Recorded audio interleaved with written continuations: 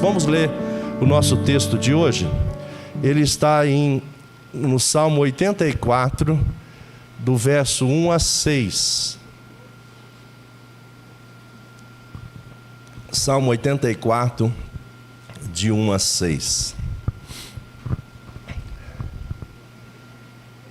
Hoje eu fiquei trabalhando com 6 textos, 6 porções.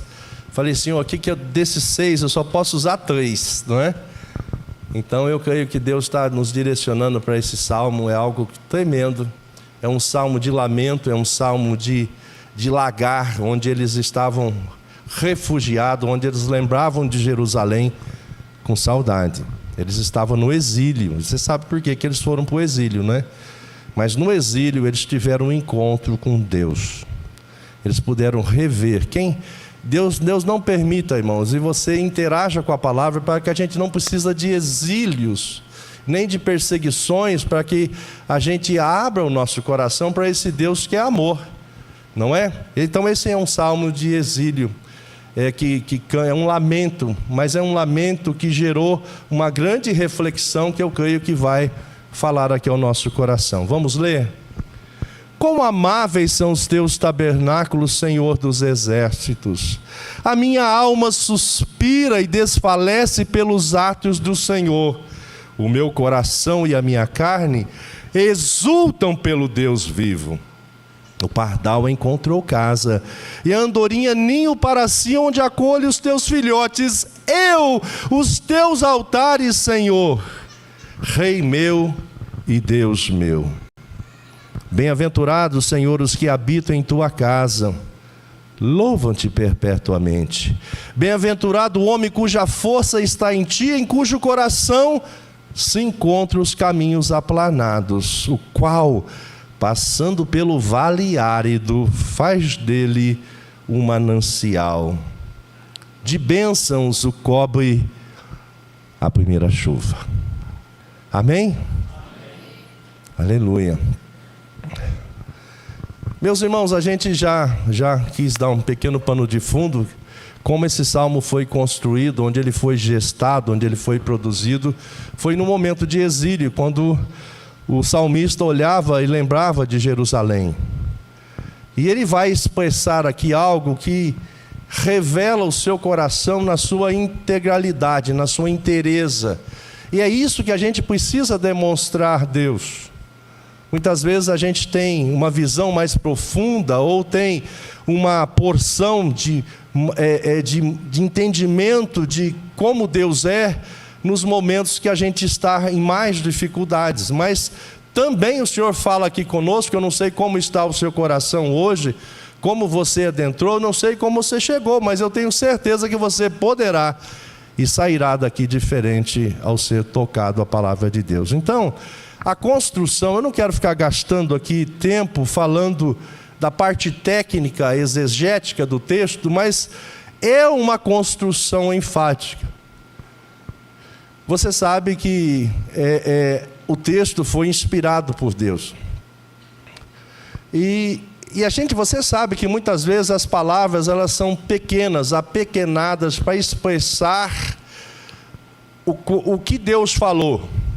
Tamanha é a situação. Veja que João e os outros usaram figuras de linguagem para expressar, muitas vezes uma hipérbole, outras formas de linguagem para expressar o que o Senhor falou, quis falar.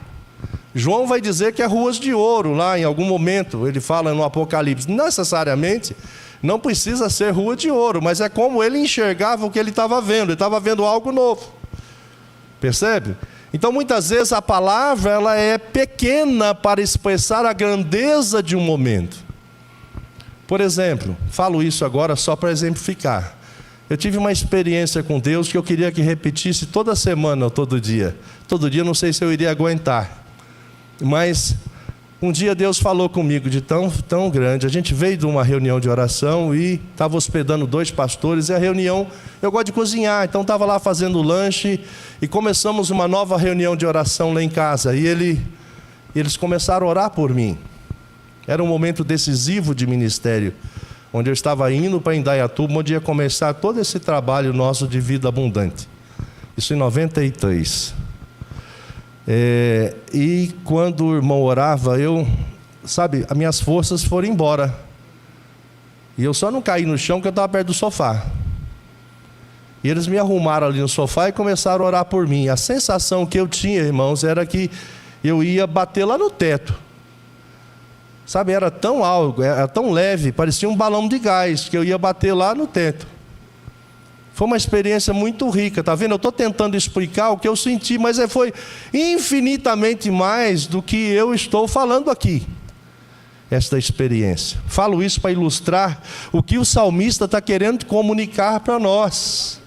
Percebe? O salmista está querendo comunicar algo que as palavras, por mais que ele construiu de uma forma enfática, eu estou tentando colher isto, extrair isso de uma forma profunda, mas é muito menor do que de fato o que ele está querendo.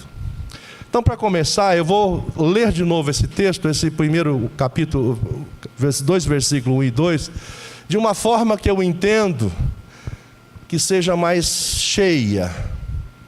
Ele vai dizer assim: quão amáveis, Senhor, são os teus tabernáculos, Senhor dos exércitos.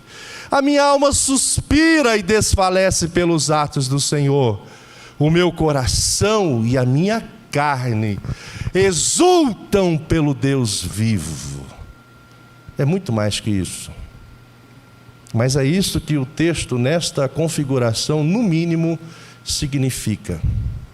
Agora uma pergunta para você. É isso que você sente por Jesus? É isso que você sente por Jesus? Vida abundante é a gente compreender isso que o Senhor quer nos derramar. Nós somos recipientes pequenos, pelo tamanho da graça, pela essência da graça, de tudo que o Senhor tem para nós. Você veja lá, quando o Senhor abençoou lá o profeta para abençoar aquela irmã que precisava de azeite, e o azeite só cessou quando parou, acabou as vasilhas. Foram as vasilhas que limitou o azeite. Que tamanho é a sua vasilha? É uma canequinha? É um cálice desse pequenininho? É um balde? É um tambor? O tamanho do recipiente é que diz o quanto pode encher e derramar. Mas muitas vezes você é um recipiente que só abre ainda um compartimento. Tem vários compartimentos, você só abre o menor.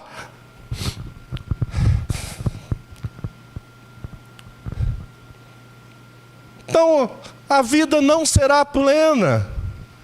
Você terá nuances, relances de uma vida plena com Deus, mas você abriu como se fosse o bolso do colete. Você tem uma mala para você abrir. Percebe? A gente se achega com Deus da forma que nós deveríamos tratar com as nossas concupiscências. Com ela você tem que ser muito precavido, mas com Deus você tem que se abrir. Permitir que o Senhor te encha, para que você possa perceber o que Ele está falando com você e como será a eternidade. Por que a gente muitas vezes não está buscando e nem desejando estar com Deus eternamente? Porque a gente tem gotas, a gente tem recebido de Deus conta-gotas. Você não morreu, mas você também não tem vida abundante, você não exulta. O seu desejo não é como o do salmista, que estava com saudade do templo, que no templo representava a presença de Deus.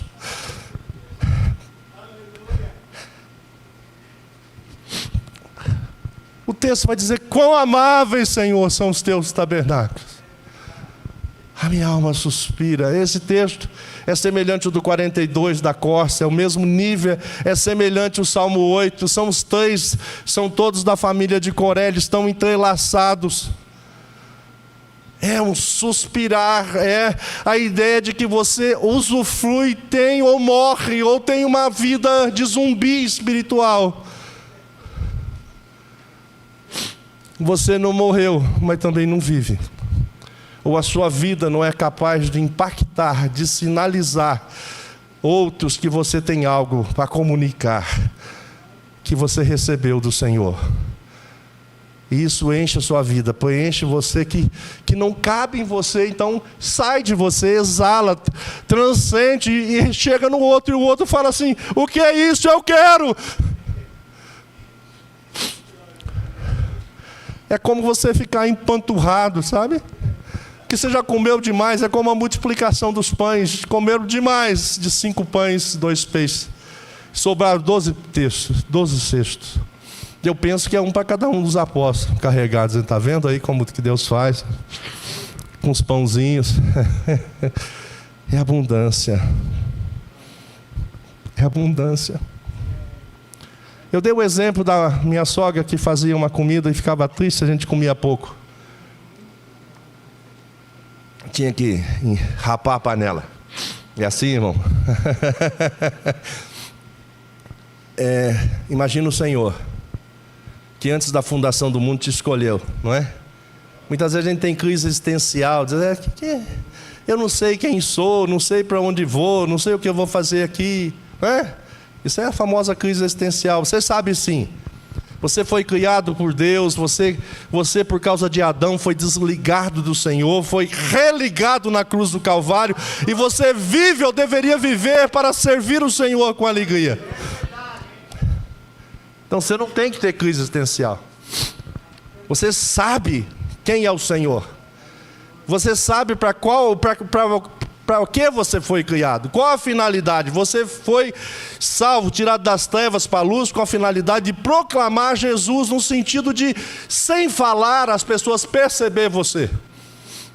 Como o perfume que você passa, toma um banho, na saída você pode conferir se eu ainda estou cheiroso. Eu tomei banho para ser um cheirinho. Mas é bem provável que isso passa, né? Mas o bom perfume de Jesus, ele transcende desse derramar de Deus. Então não tem como a gente esconder do Senhor.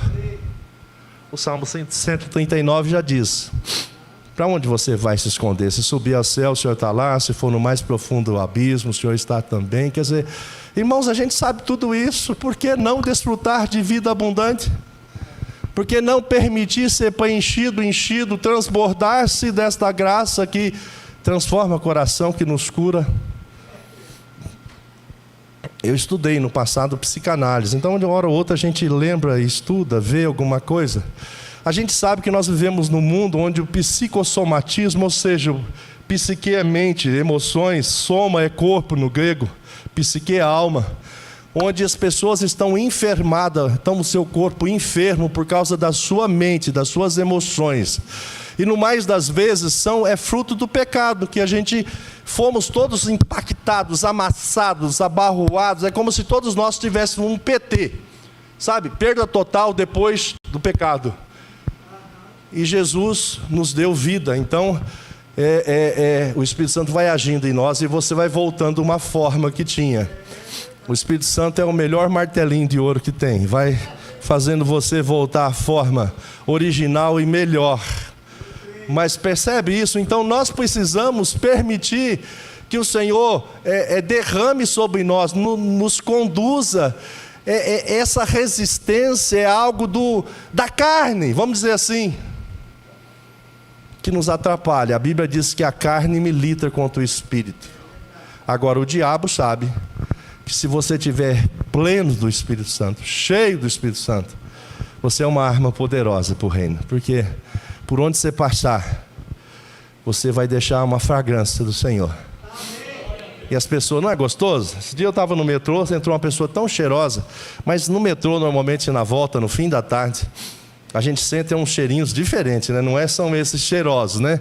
Mas é o que eu estou dizendo, a gente sente fragrância, ou gostosas, ou que a gente aprecia, ou não. A gente exala. Então nós precisamos permitir que Deus nos use. abra seu recipiente. Se tem compartimento, escancare, arranque as portas para que elas não fechem. Permita ser cheio, preenchido pelo Espírito Santo de Deus.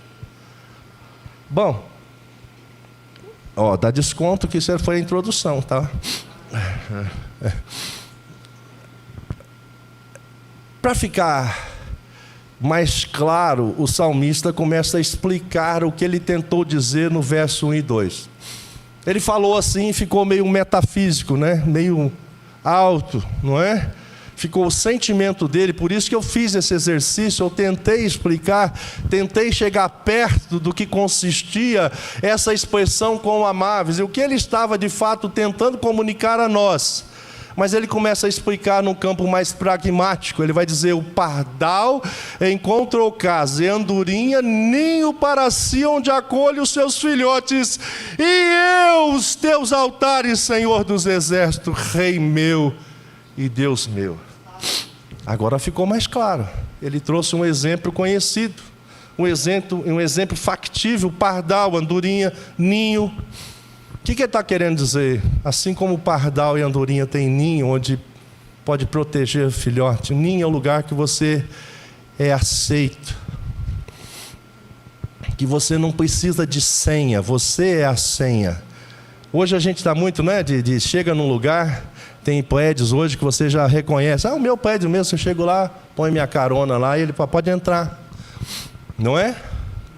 Hoje a gente é reconhecido pelos o nosso formato, que são personalizados.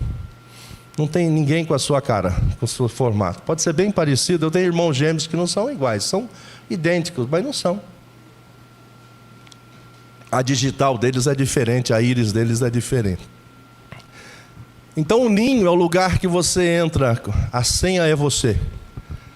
Você pode chegar que você é reconhecido, porque você foi lavado pelo sangue do Cordeiro. E o Senhor Jesus te conhece, e o Espírito Santo habita em você, ou deveria habitar. Então você pode chegar no ninho. Ninho é um lugar de proteção, não é um lugar que você é conferido, checado, você é deixado de lado. Ninho é um lugar que você vai se sentir aceito. Você vai ter o sentimento de pertencimento, de que você faz parte do corpo de Cristo, que você foi alvo da graça, e essa graça que te engraça, que está em você, ela te agracia de forma que você vai perceber isto, e você vai viver assim. Então ele disse: olha, assim como o pardal e a andorinha encontrou caminho para si, ele vai dizer: eu encontrei os teus altares. Ou seja, ele tinha prazer, e ele se identificava, ele era reconhecido, ele era fortalecido, sentia-se amado no templo, onde simbolizava na época a presença de Deus. Hoje nós temos o Espírito Santo que nos habita em nós. Segundo ponto, de uma pessoa que tem vida abundante, ou desenvolve vida abundante, ou caminha nesse rumo da vida abundante, o verso 4 vai dizer: bem-aventurado, não é só feliz, bem-aventurado é esse como amado, esse que entendeu isso, esse que ri e sente isso de Deus, mas a palavra não dá para explicar. Esse que é o bem-aventurado. Esse que não consegue falar, mas ele consegue expressar o que Deus fez nele de transformação. E as pessoas vão dizer: eu não entendi, mas estou vendo algo que eu quero esse também. Então esse é o bem-aventurado. Então como a gente pode nos tornar e crescer nessa bem-aventurança? Ele diz: bem-aventurado, Senhor, os que habitam na tua casa. Não era o que ele queria, estar na casa do Senhor?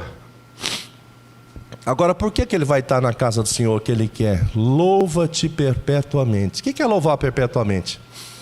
Interessante a gente perceber isso. É você ficar cantarolando o tempo todo?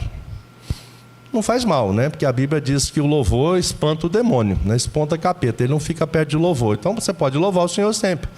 Na sua casa lá pode botar louvor. Vai ouvindo louvor lá no metrô, no ônibus, você pode ir ouvindo. Vale, é bom? O louvor é bom.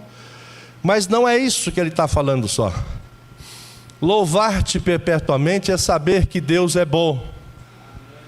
E que tudo que Ele faz é bom. Ele é bom.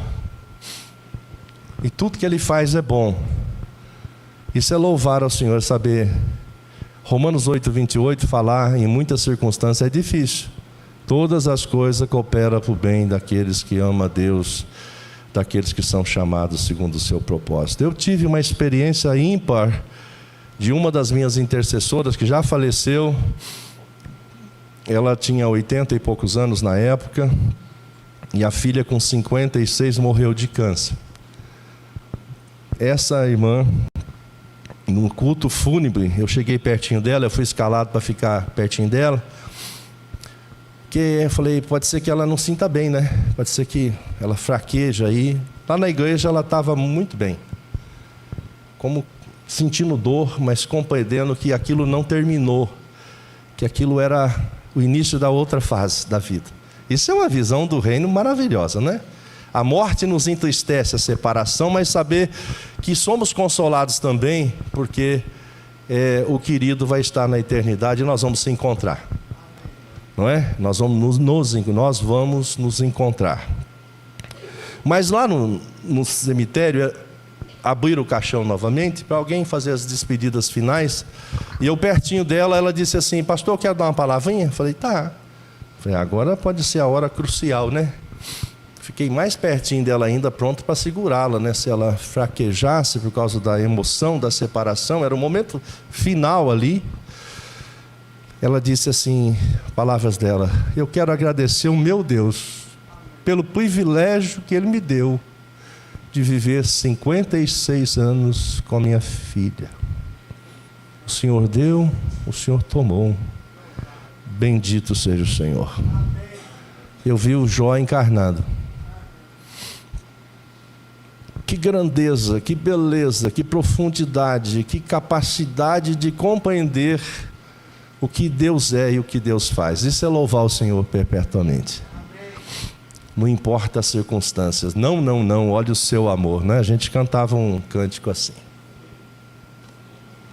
Mas na hora de viver é diferente. Mas se você está cheio da graça e do Espírito, você vai sentir esse misto de dor, mas de consolo. Você vai conseguir ter a revelação do Espírito Santo que vai te dizer, isso é o começo de uma nova etapa, que todos nós vamos estar juntos. O outro ponto é verso 5, bem-aventurado, nesse mesmo contexto que eu falei o que é bem-aventurança, o homem cuja força está em ti, em cujo coração se encontra os caminhos aplanados. Muitas vezes nós achamos que a gente é, e a gente não é. A gente está em quem é. Estando em quem é, a gente é. Não porque somos, mas porque estamos em quem é. No eu sou. Então, a nossa força não está em nós. Não está em nós mesmos, mas a gente é fortalecido porque o Senhor está em nós. E essa força em nós faz com que a gente tenha o coração aplanados, encontra os caminhos aplanados, em cujo coração se encontram os caminhos aplanados. Muitas vezes a gente tem uma noção de plano, de uma coisa muito reta, não é? Muito certinho, não é? E eu penso, e eu fiz alguma caminhada nisto, eu não penso que é esse aplanado assim. Aplanado assim, quando você vê lá na UTI, quando fica tudo aplanadinho, morreu, né? Pi! Eu penso que é um equalizado. O aplanar é aplanar o seu sentimento, porque você está cheio da graça, preenchido por essa abundância do Senhor. Então, a nossa vida tem altos e baixos, tem vales e montanhas. Então, assim você está vivo, não é? Lá no seu monitor, quando você está internado, assim você está vivo.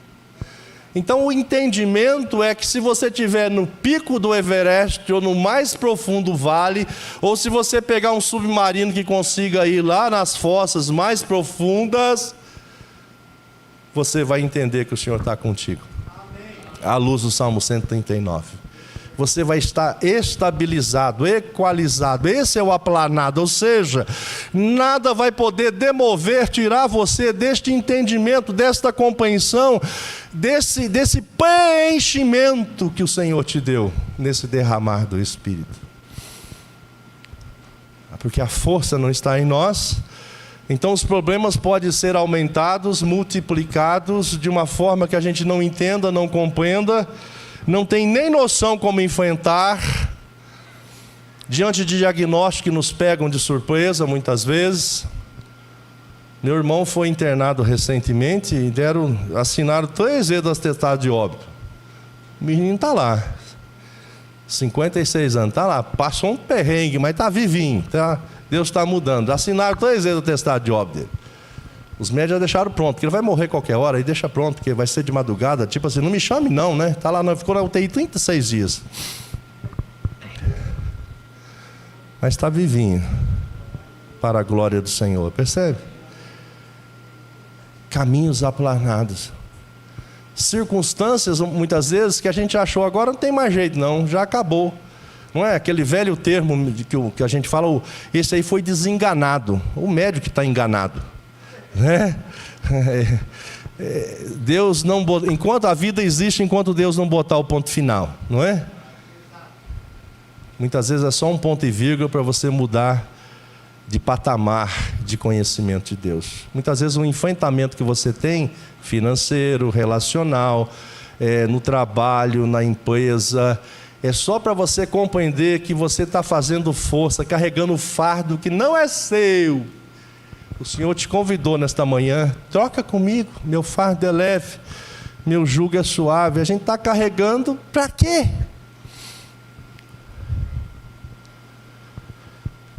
Então é isso que o Senhor está dizendo. Então você vai ter a força do Senhor em você, e as circunstâncias serão só circunstâncias.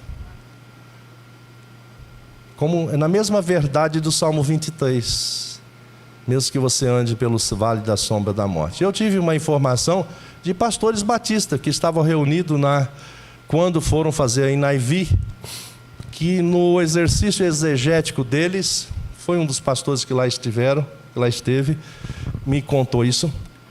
Quando fala que as misericórdias do Senhor nos seguirão, como a gente cantou, o verbo hebraico ele é muito pobre. Um verbo pode significar 20 coisas. Eles entenderam pelo contexto que devia ser melhor traduzido ou compreendido que as misericórdias do Senhor nos perseguirão. Ó, que beleza! Olha que profundidade. Ser perseguido pelas misericórdias do Senhor é você não conseguir esconder dela, escapar dela. A misericórdia do Senhor te persegue. Isso é plenitude, isso é abundância. Você saber que as misericórdias te perseguem, a despeito de nós mesmos, nós somos perseguidos pelas misericórdias do Senhor, porque Ele é bom. Encerrando, irmãos, o qual, passando esse homem que tem o coração aplanado, quando ele passar pelo vale árido, pelo vale de Baca, faz dele um manancial, pois de bênção cobre a primeira chuva. Esse é o vale de Baca, o vale do choro, o vale do lamento. Nenhuma empresa de turismo faz um pacote para o vale de Baca. Não tem jeito não, ninguém quer ir não. Mas o nosso Deus muitas vezes nos conduz pelo vale de sombra da morte, que corresponde ao vale de Baca. Mas a misericórdia do Senhor está nos perseguindo. É um momento para a gente eclodir de uma situação. Se nós entendemos assim, a gente vai dar graça em todo momento. Todas as coisas cooperam para o bem. Mas a bênção é que quando você chega num vale desse, olha o que acontece. Passando pelo vale árido, faz dele um manancial. É uma caminhada pelo deserto, onde você quase morre de sede, quase você é desidratado, morre de desidratação, não é? É muito difícil um deserto, mas você chega no oásis. Então o que o Senhor está dizendo, porque as bênçãos do Senhor te perseguem, é que quando você passa pelo vale árido, você vai ter a graça de perceber o manancial chegando e acontecendo, e você desfrutar isso. E não tem nada melhor, nada mais infusivo, nada mais retumbante do que você perceber e viver esse momento da transformação de um vale árido no manancial. E o crescimento espiritual e a plenitude e a vida abundante compreende vales assim. Mas o Senhor vai estar contigo. A gente não escolhe vale de Baca, mas o Senhor nos conduz. Mas depois que você sai dele, você sai fortalecido, você sai revigorado, você sai andando altaneiramente. Você vai dizer como Jó: eu conheci o Senhor de ouvir falar, agora meus olhos te viram, Senhor. Quando você passa por essa experiência, a sua vida é dinamizada, de dinamite, de power, de poder. Sua vida é empoderada, porque você percebe, você permite. Nesse momento é como se derretesse as suas forças e o seu jeito de lidar com a vida, e nesse momento ressurgisse, porque não tem outro jeito de ser, essa força de Deus. E você vai aprender então como a vida é, sendo conduzida pelo Senhor. E eu fico mais intrigado e assim admirado, a gente tem muita dificuldade com o tempo, né?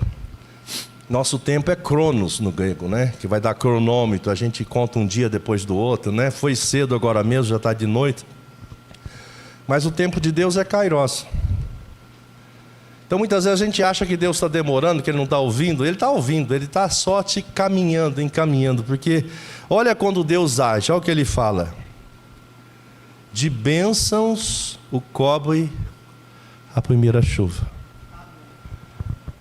Eu já andei pela Paraíba ali, saindo de Pernambuco, num período pós-chuva, parecia que eu estava no Paraná. É uma terra boa, só é seca, mas quando chove, tudo brota. A nossa vida pode estar ressecada como o deserto, ou como a terra do Nordeste que racha, né? Faz aquelas trincas. Mas basta uma garoa de Deus, um chuvisqueiro de Deus, para te abençoar muito. É isso.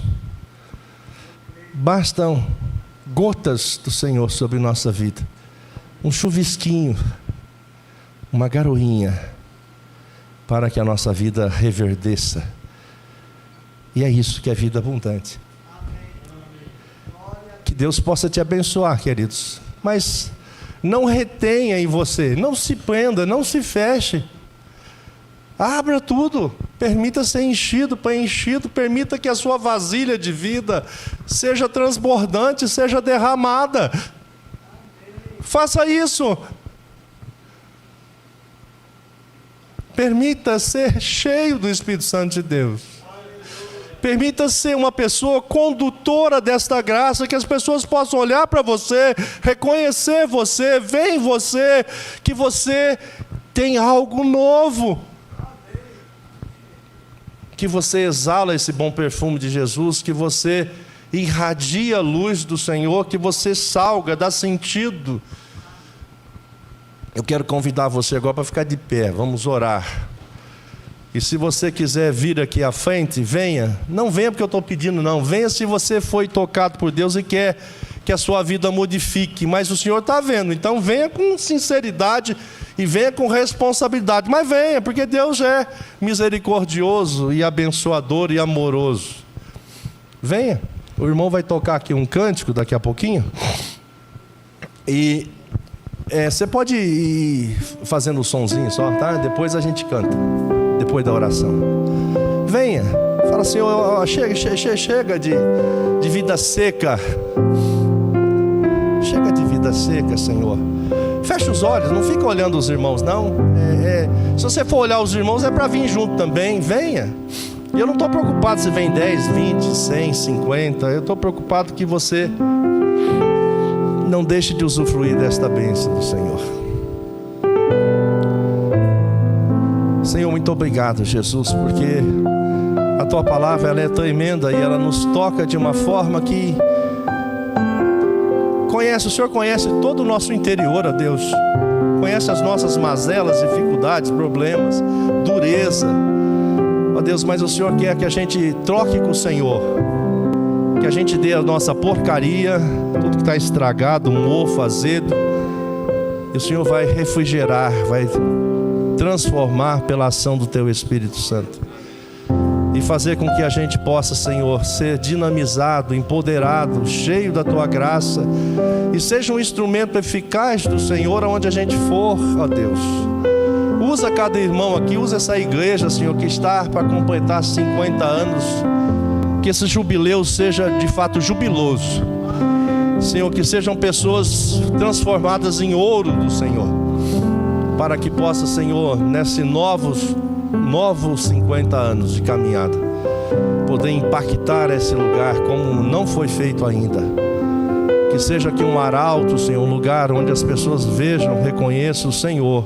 Não o templo, mas os que aqui estão como instrumentos do Senhor. Pessoas que exalem o bom perfume de Jesus, que resplandeça a sua luz.